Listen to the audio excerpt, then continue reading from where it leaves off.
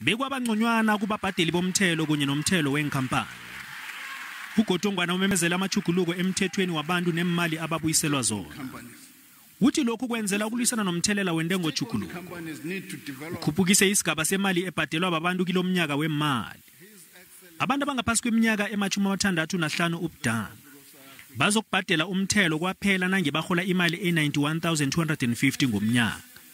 Kanti ke abaphakathi kweminyaka yobudala e-65 ukuya ku-74 abahola i-141,250 ngomnyaka abazokudoselwa umthelo. Nabaneminyaka e-75 ukuya phezulu bazokudoselwa umthelo nakhona nange bahola i-157,900 ngomnyaka. Uthi awukakhutshulwa umthelo wembaseli kunye nowesibonelelo sokulimalela endleleni. Kunjalo nje wehliswe nge-1% umthelo obhadelwa ngabanamabhizinisi wasuka ku-28 wehlela ku-27 yamaphesenti. The inland petrol price breached 20 rand per litre.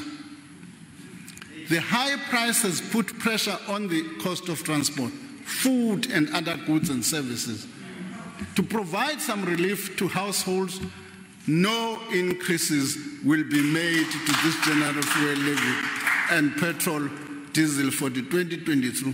340 millimeter can of beer or cider will cost 11 cents more. A bottle of sparkling wine will cost an additional 76 cents. A packet of cigarettes will cost an additional 1 rand 3 cents. After 3 years of no changes, the health promotion levy will be increased by 2 rand 31 cents per gram of sugar. Umthelo wokulwisana nokusilaphazeka kwebhoduluko epetrolini wona ke ukhutshulwe nge-9 cents. Kwanje ke akhe sizwe umbono wakho mbukeli malunga nombuzo esibuze ekhasini lethu leFacebook. Othi izwakele njani kuwe ikulumo yesabelo seemali?